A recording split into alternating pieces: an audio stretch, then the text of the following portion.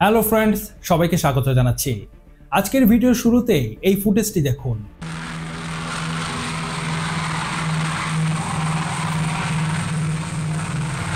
The Nakajima aircraft plant was the chief target, and in spite of clouds we can see a bit of the plastering. আপনার কি মনে হয় আমেরিকার এই বোমারু বিমান জাপানের কোন শহরে বোমা ফেলছে?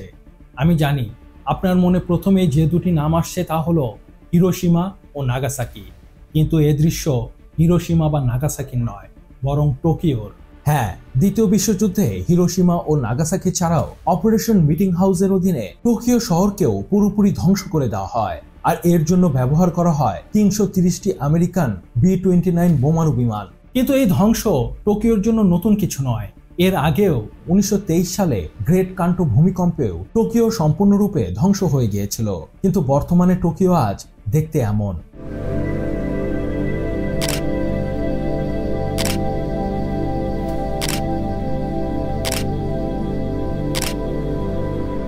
দ্য গ্রেট কান্টো ভূমিকম্পের পর টোকিওকে আবার পুনর্নির্মাণ করা হয়, আর এর জন্য সময় লাগে কত? মাত্র 7 বছর। কিন্তু দুর্ভাগ্যক্রমে 1945 সালে দ্বিতীয় বিশ্বযুদ্ধে টোকিও আবার সম্পূর্ণরূপে ধ্বংস হয়ে যায়। আগের বারের মতো এবারও টোকিও শহরকে আবার পুনর্নির্মাণ করা হয়, আর এবার সময় লাগে কত? বিশ্বাস করুন বা না করুন, মাত্র 5 বছর।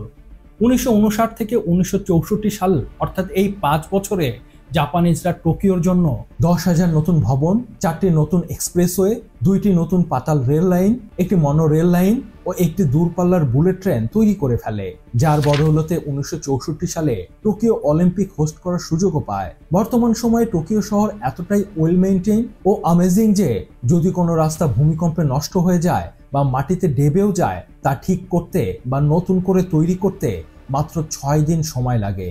আর যদি কোনো সেতু ধসেও পড়ে, তা পুরোপুরি নতুন করে তৈরি করতে সময় লাগে মাত্র 2 মাস। টোকিও শহরে একজন অন্ধ ব্যক্তি কারো সাহায্য ছাড়াই এই ফুটপাত দিয়ে একাই পুরো শহর কোনো ঝামেলা ছাড়াই ঘুরে বেড়াতে পারে। এতটুকু শুনে যদি আপনি বাহবাহ দিতে থাকেন, তাহলে আপনাকে জানিয়ে রাখি টোকিওর সবচেয়ে বড় আইকনিক সম্পর্কে তো আমি বলিইনি, আর তা হচ্ছে এর পয় নিষ্কাশন ব্যবস্থা। টোকিওর পয় নিষ্কাশন ব্যবস্থা এত সুন্দরভাবে রক্ষণাবেক্ষণ করা হয় যে আজ তাদের এই নর্দমাগুলি দেখতে পর্যটক আসে। বুঝুন অবস্থা, আমাদের দেশে পৃথিবীর সবচেয়ে বড় সমুদ্র সৈকত থাকার পরেও সেখানে কোনো বিদেশি পর্যটক যায় না, আর জাপানে নর্দমা দেখতেও পর্যটক যায়। এটুকু শুনেই যদি আপনি অবাক হয়ে যান, তাহলে আপনাকে জানিয়ে রাখি এখন পর্যন্ত টোকিও শহরের ওপর দিয়ে 250টি ভূমিকম্প হয়ে গেছে, যার মধ্যে 5টি ছিল মারাত্মক, কিন্তু প্রতিবার টোকিও নিজ পায়ে আবার উঠে দাঁড়িয়েছে। এখন সবচেয়ে বড় প্রশ্ন, এত কিছুর মাঝেও এমন পরিকাঠামো তৈরি ও বজায় রাখা কিভাবে সম্ভব? কি সেই সিক্রেট রেসিপি যা টোকিও শহরকে সবচেয়ে সুপরিকল্পিত ও সুন্দর শহরে পরিণত করেছে? তাই আজ জানার চেষ্টা করব এই ভিডিওটিতে।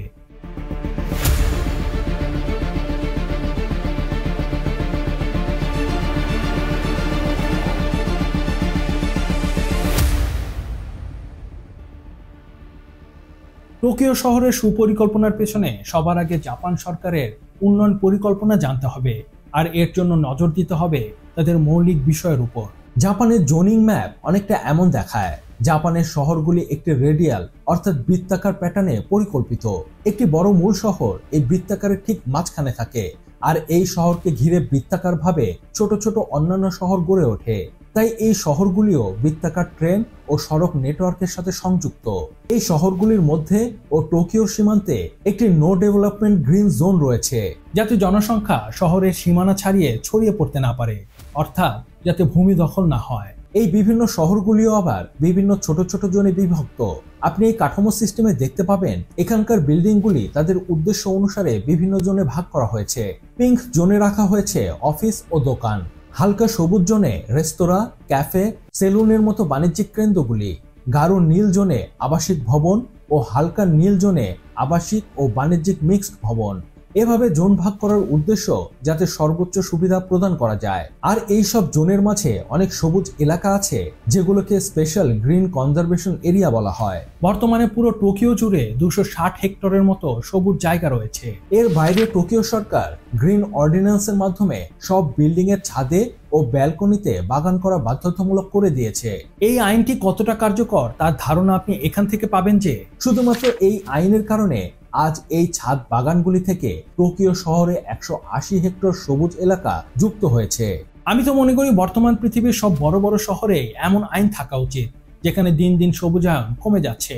টোকিও শহরের সুবিধাভিত্তিক পরিকল্পনা তাদের যাতায়াত ব্যবস্থাতেও দেখা যায়।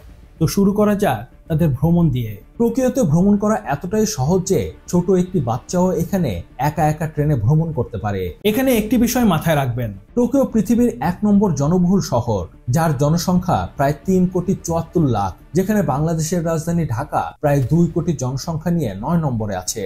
আর এই বিশাল জনসংখ্যার বেশিরভাগ নাগরিক গণপরিবহন ব্যবহার করে, আর এ কারণেই টোকিওর পরিবহন ব্যবস্থা বিশ্বের 3য় সেরা। আর যা এটিকে সেরা করে তোলে তা হচ্ছে এর ইউনিক ও আইকনিক মডেল, যাকে বলা হয় integrated underground transport model. Tokyo transport সিস্টেমের বিশেষত্ব হলো এখানে 11টি এমন বড় স্টেশন রয়েছে যার অবস্থান 9 তলা গভীর মাটির নিচে। চিন্তা করতে পারেন এমন একটি রেল স্টেশন যা সম্পূর্ণ 9 তলা মাটির নিচে। উদাহরণ হিসেবে শিবুয়া স্টেশনের কথাই বলা যাক। এই স্টেশনের প্রথম 4 তলায় রয়েছে শপিং মল, রেস্তোরাঁ ও পাবলিক ইউটিলিটি এরিয়া, আর নিচের বাকি 5 তলায় বিভিন্ন রেল নেটওয়ার্ক লাইন, রাস্তা ও পার্কিং লট। অবিশ্বাস্য 9 তলা রেল স্টেশনের পর এবার আসা যাক টোকিও শহরের রেল নেটওয়ার্ক সম্পর্কে, যা আপনার মাথা ঘুরিয়ে দেবে। টোকিওর রেল নেটওয়ার্ক এতটাই ঘন যে এখানে মোট 883টি রেলওয়ে স্টেশন আছে এবং সবগুলি সচল, যা আমেরিকার নিউ ইয়র্ক শহরের চেয়েও দ্বিগুণ। এই রেল নেটওয়ার্ক ব্যবহার করে প্রতিদিন 1,40,00,000 মানুষ যাতায়াত করে। আর এই পুরো রেল নেটওয়ার্ক আবার 4টি ভিন্ন ভিন্ন সাব নেটওয়ার্কে বিভক্ত: জাপানি রেলওয়ে, প্লাজমো লাইন, টোকিও নেটওয়ার্ক ও টোয়েল সাবওয়ে। এইসব রেল নেটওয়ার্ক একসাথে টোকিওর পুরো শহরকে ঘনভাবে আচ্ছাদিত করে তোলে। আপনি যদি মনে করে থাকেন এই বিশাল রেল নেটওয়ার্ক তাদের দক্ষ যাতায়াতের মূল কারিগর, তাহলে আপনার চিন্তা সম্পূর্ণ ভুল। আসলে এর পেছনে রয়েছে বেসরকারীকরণ। 1987 সালে জাপান সরকার তার রেল ব্যবস্থাকে বেসরকারীকরণ করে, ফলে বেসরকারি খেলোয়াড়রা মুনাফা কেন্দ্রিক কাজ শুরু করে। আর এই মুনাফার জন্য প্রাইভেট কোম্পানিগুলো শুধু রেলের টিকিটের উপর নির্ভরশীল হয়ে বসে থাকে না, তারা তাদের ব্যবসায় বৈচিত্র্য আনে। উদাহরণ হিসেবে টোকিও শহরের একটি লাইন পরিচালনা কোম্পানি JR ইস্টের কথাই বলা যাক। JR ইস্ট টোকিও স্টেশনে বিভিন্ন হোটেল, রেস্টুরেন্ট ও শপিং সেন্টারের মালিক। এ থেকে তাদের মুনাফার 30% আসে। এরকম আরেকটি কোম্পানি JR কিউসু, যারা তাদের মুনাফার 60% শুধু এমন প্রাইভেট ব্যবসা থেকেই আয় করে। এই বেসরকারীকরণের ফলে অপারেটরেরা তাদের ব্যবসায় মুনাফা অর্জন করে, আর তা ধরে রাখতে জনসাধারণের জন্য সর্বোত্তম পরিষেবা দেবার চেষ্টা করে। আর সে কারণে আজ জাপানের ট্রেনগুলি এত নির্ভরশীল। তারা 1 সেকেন্ডও ডিলে করে না, সবকিছু টাইম টু টাইম। আর এমন নির্ভরযোগ্য রেল ব্যবস্থার কারণে টোকিওতে পরিবার প্রতি গাড়ির মালিকানার হার মাত্র 0.32, যা বিশ্বের অন্যান্য বড় শহরের তুলনায় অনেক কম।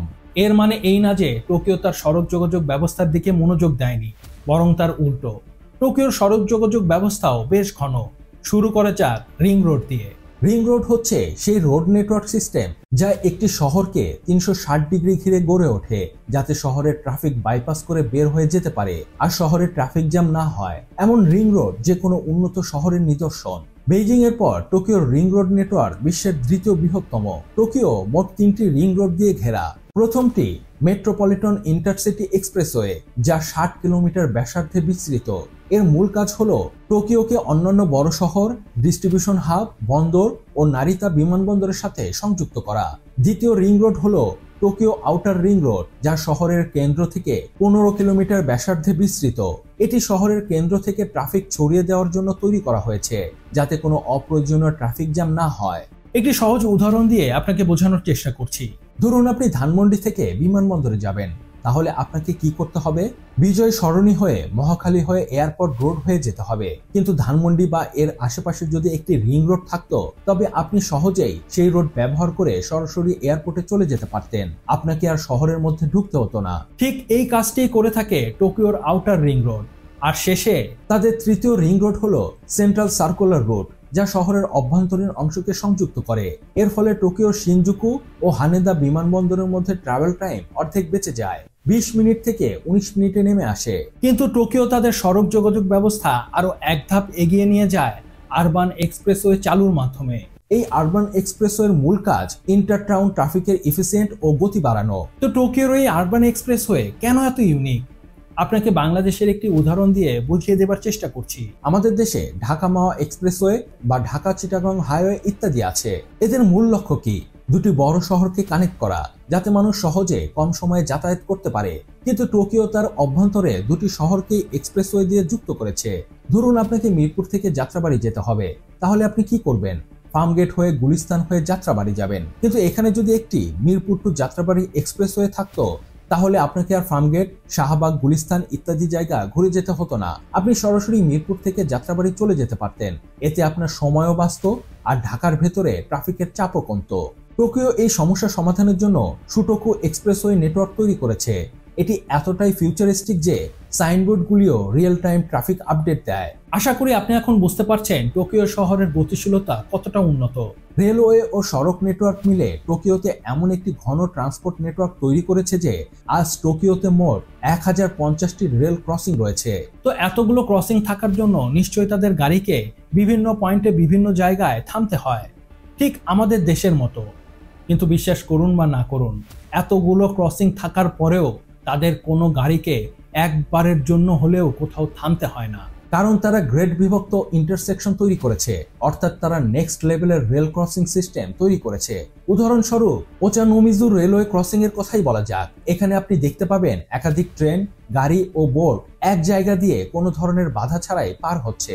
টোকিওতে এমন 43টি মাল্টিপল ক্রসিং প্রকল্প তৈরি করা হয়েছে, যার মাধ্যমে 393টি রেল ক্রসিং সমস্যার সমাধান করা হয়েছে। যাতায়াত ব্যবস্থার পর আসা যাক টোকিওর আরেক বিষয় ম্যানমেড আইল্যান্ড সম্পর্কে। আপনি কি জানেন টোকিও উপসাগরে সারুসীমা দ্বীপ ছাড়া অন্য সব দ্বীপ ম্যানমেড অর্থাৎ কৃত্রিম? তো এবার আপনার জন্য একটি প্রশ্ন, বলতে পারেন এই ম্যানমেড আইল্যান্ড তৈরির উদ্দেশ্য কি? আপনি বলতে পারেন নতুন নতুন ভবন তৈরি করা, কারণ আমরা সবাই জানি জাপানে থাকার জায়গার অভাব রয়েছে। কিন্তু আপনার এই চিন্তা সম্পূর্ণ ভুল। আসলে এই কৃত্রিম দ্বীপগুলো তৈরি করা হয়েছে শুধুমাত্র থিম পার্ক বা সবুজ বনায়নের জন্য, যাতে মানুষ সেখানে গিয়ে অবসর সময় কাটাতে পারে বা রিল্যাক্স করতে পারে বা ঘুরতে যেতে পারে। আর কিছু দ্বীপ তৈরি করা হয়েছে শুধুমাত্র জাহাজ নোঙর করার জন্য বা টার্মিনাল হিসেবে ব্যবহার করার জন্য। কিন্তু সবচেয়ে আশ্চর্যের বিষয় কি জানেন? এই কৃত্রিম দ্বীপ তৈরির কনসেপ্ট জাপানের নতুন কিছু না। জাপান এই প্রযুক্তি 1800 সালের মেইজি যুগ থেকে ব্যবহার করে আসছে। আরো মজার বিষয় হচ্ছে এখানকার একটি দ্বীপ তোয়োশু পুরোটাই তৈরি করা হয়েছে গ্রেট কান্টো ভূমিকম্পে ধসে যাওয়া ভবনের ময়লা দিয়ে। বর্তমানে এই দ্বীপটি অবসরের সময় কাটানোর জায়গা ছাড়াও একটি ব্রেক ওয়াটার হিসাবে কাজ করে। আসলে টোকিওর এসব কৃত্রিম দ্বীপ টোকিওকে জোয়ার, স্রোত, ঢেউ ও ঝড় থেকে রক্ষা করে। সহজ ভাষায় এই কৃত্রিম দ্বীপগুলি সমুদ্রের পানির স্রোত কেটে দেয় আর শহরে পানি প্রবেশ করতে দেয় না। দেখুন, আমরা সবাই জানি জাপান পুরো দেশটি ভূমিকম্প ও প্রাকৃতিক দুর্যোগপূর্ণ এলাকা। ভূমিকম্প, টাইফুন, ভারী বৃষ্টিপাত, ঝড় ও তুষারপাতের মতো দুর্যোগ সারা বছর জাপানে লেগেই থাকে। যদি শুধু টোকিওর কথা বলি, এই শহরটি এখন পর্যন্ত 250টিরও বেশি ভূমিকম্পের শিকার হয়েছে। এক প্রতিবেদন অনুযায়ী 2011 সালের ভূমিকম্প ও সুনামির পর পুনর্গঠনে জাপানকে 31.3 ট্রিলিয়ন ইয়েন খরচ করতে হয়েছে। এই টাকা সমগ্র মিশরের জিডিপির সমান। আপনি খেয়াল করলে দেখতে পাবেন টোকিও তার দুর্যোগ ব্যবস্থাপনা এমনভাবে তৈরি করেছে যাতে তারা যে কোনো সময় দুর্যোগ মোকাবেলায় প্রস্তুত।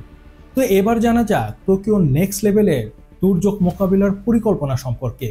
আর এই পরিকল্পনার প্রথমেই আছে ভূমিকম্পের জন্য সংরক্ষিত রাস্তা। আপনি মাছের ছবি সংবলিত এই চিহ্নটি দেখতে পাচ্ছেন, এর নাম নামাজু। নামাজুকে জাপানি সংস্কৃতিতে ভূমিকম্প সৃষ্টিকারী একটি দৈত্য হিসেবে বিবেচনা করা হয়। এই সাইন যে রাস্তায় লাগানো থাকে, কোনো বিপর্যয় আসলে সেই রাস্তাকে সম্পূর্ণরূপে খালি করে দিতে হয়, যাতে অ্যাম্বুলেন্স ও ফায়ার সার্ভিসের মতো জরুরি পরিষেবাগুলি কোনো বাধা ছাড়াই যাতায়াত করতে পারে। এরপরে আসে ইভাকুয়েশন সেন্টার। টোকিও সরকার সেখানকার 3000 স্কুল, কমিউনিটি সেন্টার ও অন্যান্য পাবলিক সুবিধাগুলিকে ইভাকুয়েশন সেন্টার হিসেবে ঘোষণা করেছে। মূলত দুর্যোগের সময় নাগরিকদের উদ্ধারের জন্য এখানে জড়ো করা হয়। আর 3 নম্বরে আছে সাপ্লাই। টোকিওর সকল ব্যবসায়িক অপারেটরদের বাধ্যতামূলকভাবে 3 দিনের খাবার, পানি ও অন্যান্য জরুরি সামগ্রী সংরক্ষণ করে রাখতে হয়, যাতে দুর্যোগের সময় তাদের কর্মীরা এগুলো ব্যবহার করতে পারে। একই রকম সুবিধা তাদের অস্থায়ী আশ্রয় কেন্দ্রগুলোতেও রাখা আছে। আর 4 নম্বরে আছে ডিজাস্টার প্রিভেনশন পার্ক। টোকিও জুড়ে 50টি পার্ককে দুর্যোগ প্রতিরোধ পার্ক হিসেবে মনোনীত করা হয়েছে। এই পার্কগুলি সাধারণ দিনে অন্যান্য পিকনিক স্পটগুলোর মতো ব্যবহার করা হয়, কিন্তু দুর্যোগের সময় এগুলো উদ্বাস্তু শিবিরে পরিণত হয়। এখানে অনেক ম্যানহোল আছে যেগুলো জরুরি অবস্থায় টয়লেটে পরিণত হয়। সেখানকার বেঞ্চগুলো চুলায় রূপান্তরিত হয় ও এ ধরনের কাঠামো অস্থায়ী তাঁবুতে। আর 5 নম্বরে আছে ডিজাস্টার অ্যালার্ট। 2007 সাল থেকে জাপানের জে অ্যালার্ট নামে একটি প্রাথমিক সতর্কতা ব্যবস্থা চালু রয়েছে। এই ব্যবস্থা ভূমিকম্পের আগে টোকিওবাসীদের ফোনে অ্যালার্ম বাজিয়ে সতর্ক করে দেয়। কোনো বিপর্যয় ঘটে গেলে এর থার্ড আই ড্রোন সিস্টেম ধ্বংসাবশেষ স্ক্যান করে, থার্মাল ইনফ্রারেড ইমেজিং প্রস্তুত করে, যাতে উদ্ধারকারীরা ধ্বংসাবশেষে আটকা পড়া মানুষের 3D ছবি পায় ও তাদের উদ্ধার করতে পারে। এছাড়াও আরো অনেক নির্দিষ্ট দুর্যোগ সতর্কতা রয়েছে। ভূমিকম্প, সুনামি টোকিওর একটি নিয়মিত ঘটনা, তাই তাদের পরিকল্পনাও হয় অন্য লেভেলের। এবার জানা যাক ভূমিকম্প প্রতিরোধ বিষয়ে। আপনাকে জানিয়ে রাখি, পুরো জাপান ভূমিকম্প প্রতিরোধ ভবন দিয়ে তৈরি। এর কারণ প্রতি 48 ঘন্টায় টোকিওতে একটি ছোট মাত্রার ভূমিকম্প হয়। এটি মোকাবিলা করার জন্য টোকিও ভবনগুলির জন্য দুটি গুরুত্বপূর্ণ প্যারামিটার তৈরি করেছে। প্রথমটি হচ্ছে ভবনগুলি এমনভাবে তৈরি করা হবে যাতে তা 3 থেকে 4 মাত্রার ছোটখাটো ভূমিকম্প একটি ফাটল ছাড়াও সহজেই সহ্য করতে পারে। আর দ্বিতীয় প্যারামিটারটি হলো 7.9 বা তার বেশি মাত্রার ভূমিকম্পে ভবন ক্ষতিগ্রস্ত হলেও হতে পারে, কিন্তু এতে মানব ক্ষতি হওয়া চলবে না। এখন সমস্যা হচ্ছে এমন ভবন তৈরি করা সহজ না, তাই জাপানিজরা নতুন টেকনোলজি নিয়ে আসে। তারা এই ধরনের শক্তিশালী কাঠামোর জন্য ভবনগুলির ভিত্তিতে রাবার শক অ্যাবজর্বার ইনস্টল করে। এর ফলে যখন ভূমিকম্প হয় তখন এই রাবার শক অ্যাবজর্বার ভূমিকম্পের ঝাঁকুনি শক্তিকে শোষণ করে নেয় আর বিল্ডিং কলামগুলিকে স্থিতিশীল রাখে। এর সাথে সাথে বিভিন্ন শক আপ যেমন ড্যাম্পার বা সাইকেল পাম্প প্রতি দ্বিতীয় তলায় ইনস্টল করা হয়, যাতে যখনই ভূমিকম্প হয় তখন এই শক আপে থাকা লিকুইড কম্প্রেশনের বিরুদ্ধে ধাক্কা দেয় আর ভবনের ফ্লোরগুলিকে সঠিকভাবে ভূমিকম্পের মাঝেও টিকিয়ে রাখে। টোকিওতে এই ড্যাম্পারগুলি সেতু তৈরিতেও ব্যবহার করা হয়, যাতে সেগুলো ভূমিকম্প প্রতিরোধক হয়। টোকিওর সরকারি ওয়েবসাইটের মতে ভূমিকম্পের সময় ব্রিজ ভেঙে পড়া একটি সেকেন্ডারি ডিজাস্টার, আর সে কারণেই টোকিও সরকার তার সমস্ত পুরনো সেতু প্রতিস্থাপন করে নতুন ভূমিকম্প প্রতিরোধক সেতু তৈরি করেছে। টোকিওতে সব ইউটিলিটি খুঁটি অর্থাৎ বৈদ্যুতিক তারের খুঁটিগুলো সরিয়ে ফেলে তা মাটির নিচে নিয়ে যাওয়া হয়েছে। এর ফলে রাস্তাগুলো শুধু সুন্দরই দেখায় না, বরং দুর্যোগের সময় রাস্তায় বৈদ্যুতিক তার ছিঁড়ে পড়ে দুর্ঘটনা হবার আশঙ্কাও থাকে না। 2011 সালের গ্রেট ইস্ট জাপান ভূমিকম্পে পাইপ জয়েন্টগুলির কারণে টোকিওর অনেক ক্ষতি হয়, আর এ থেকে শিক্ষা নিয়ে মাত্র 10 বছরে টোকিও 5000 কিলোমিটার ভূমিকম্প প্রতিরোধী পাইপ সংযোগ স্থাপন করে, যাতে ভবিষ্যতে এমন ক্ষতির সম্মুখীন আর কখনো হতে না হয়। ভূমিকম্প ছাড়াও টোকিওর দ্বিতীয় প্রধান বিপর্যয় হচ্ছে বন্যা ও সুনামি। এ থেকে শহরকে রক্ষা করতে পুরো টোকিও জুড়ে ফ্লাড ম্যানেজমেন্ট সিস্টেম স্থাপন করা হয়েছে। এর প্রথম সুরক্ষা হারনেস হচ্ছে টাইডাল ব্যারিয়ার লাইন। টোকিও উপসাগরে এর 15টি ফ্লাড গেট, 21টি বন্যার বাঁধ ও প্রায় 60 কিলোমিটার সমুদ্র প্রাচীর রয়েছে। এই প্রাচীর সমুদ্রপৃষ্ঠ থেকে 8 মিটার উঁচু, আর যখনই কোনো সুনামি আঘাত হানে তখন এই গেটগুলো অটোমেটিক বন্ধ হয়ে যায়। এর বাইরে ভারী বৃষ্টি বা পানির স্তর বেড়ে গিয়ে যাতে বন্যার সৃষ্টি না হয় তার জন্য পুরো টোকিও শহর জুড়ে ফ্লাড কন্ট্রোল টানেল স্থাপন করা হয়েছে। এগুলোর অবস্থান 14 তলা মাটির নিচে। বন্যা হলে এর সব পানি এখানে চলে আসে। প্রথমে এই পানিকে একটি সেডিমেন্ট বেসিন দিয়ে নিয়ে যাওয়া হয়, যাতে পানিতে থাকা সকল ময়লা আবর্জনা এক জায়গায় জড়ো হয়। এরপর এই পানি বিশাল বিশাল সব ট্যাঙ্কে জমা করা হয়, আর যখন পরিস্থিতি স্বাভাবিক হয়ে আসে তখন আবারও নদী বা সমুদ্রে ছেড়ে দেওয়া হয়। টোকিওতে জি ক্যান নামে একটি পয়ঃনিষ্কাশন ব্যবস্থা আছে, যেখানে মানুষ পর্যটনের জন্য যায়, যার কাজ মূলত শহরের জলাবদ্ধ পানি সংরক্ষণ করা। এটি মাটির 165 ফিট বা 15 তলা নিচে অবস্থিত, আর মানুষ একে আন্ডারগ্রাউন্ড টেম্পল বলে। এত কিছু দেখে যদি আপনি অবাক হয়ে যান, তাহলে আপনাকে জানিয়ে রাখি টোকিওর বিষয় এখানেই শেষ না। পরিবেশ ভারসাম্যের উপরেও টোকিও ব্যাপক জোর দেয়, আর এর জন্য তারা পুরো টোকিও জুড়ে সোলার রোড ও পাইরো ইলেকট্রিক টাইল স্থাপন করেছে। টোকিওতে পাবলিক স্পেসে ও পার্কিং লটে সোলার রোড বসানো হয়। এই সোলার রোড আবার 3টি স্তরে বিভক্ত। প্রথম স্তরটি প্রোটেক্টিভ লেয়ার, যা মূলত ভারী ওজন সামলায়। দ্বিতীয় স্তরে ইনস্টল করা হয় এলইডি লাইট, আর 3 ও সর্বশেষ স্তরে থাকে সোলার চিপ ও বৈদ্যুতিক সংযোগ। এতে একটি স্বয়ংক্রিয় হিটিং সিস্টেমও ইনস্টল করা আছে, যা শীতের সময় তুষার গলিয়ে দেয় যাতে রাস্তা পরিষ্কার থাকে। উদাহরণ হিসাবে টোকিওর সাগামিহারার 7-11 কনভেনশন স্টোরের পার্কিং লটের কথাই বলা যাক। এখানকার স্টোরের পার্কিং লটে এই সোলার রোড ইনস্টল করা আছে। এর ম্যানেজারের মতে এই রোড প্রতি বছর 16,145 কিলোওয়াট ঘন্টার বিদ্যুৎ উৎপন্ন করে, যা স্টোরের পুরো বছরের 9% বিদ্যুৎ চাহিদা পূরণ করে। টোকিওর শিবুয়া স্টেশনে পাইরো ইলেকট্রিক টাইলস বসানো আছে। এই টাইলসগুলি কম্পনের মাধ্যমে উৎপন্ন বিদ্যুৎ সংগ্রহ করে আর জমা করে রাখে, যা পরবর্তীতে ব্যবহার করা যায়। তাই এই টাইলসগুলি স্টেশনের প্রবেশদ্বারগুলিতে লাগানো আছে, যেখানে মানুষের যাতায়াত সবচেয়ে বেশি। আসলে টোকিও মানে ইউনিক ও অনন্য, তাই টোকিও তার ট্যুরিজমে ইউনিক কনসেপ্ট ধারণ করে। সাধারণ ট্যুরিজমে কি হয়, একটি দেশ তার ঐতিহাসিক স্থান দেখার জন্য প্রচার চালায়, কিন্তু টোকিও এখানে ইউনিক কনসেপ্ট নিয়ে আসে, আর তা হলো ইনফ্রাস্ট্রাকচার ট্যুরিজম। কারণ টোকিওর সব ইনফ্রাস্ট্রাকচার এত সুন্দর ও ইউনিক ভাবে করা হয়েছে যে তাদের water supply station, waste water treatment প্ল্যান্টেও পর্যটক আছে। এর পাশাপাশি টোকিও তাদের পাবলিক প্লেস, রাস্তা, ফুটপাথ সবকিছুকেই পর্যটনের আকর্ষণে পরিণত করেছে। তাই বিশ্বাস করুন বা নাই করুন, টোকিওর রাস্তা বা ফুটপাথ দেখার জন্য ট্যুরিস্ট আসে। তো ফ্রেন্ডস, টোকিও সম্পর্কে আপনার কি মত তা আমাকে নিচে কমেন্টস করে জানাতে পারেন। আর হ্যাঁ, ভিডিওটি কেমন লাগলো তাও আমাকে জানাবেন, আর সেই সাথে সাবস্ক্রাইব করতে ভুলবেন না। আপনার একটি সাবস্ক্রাইব আমাকে অনেক বেশি উৎসাহিত করে নতুন নতুন কনসেপ্টের কোয়ালিটি ভিডিও তৈরি করার। ভালো থাকবেন, সুস্থ থাকবেন, ধন্যবাদ।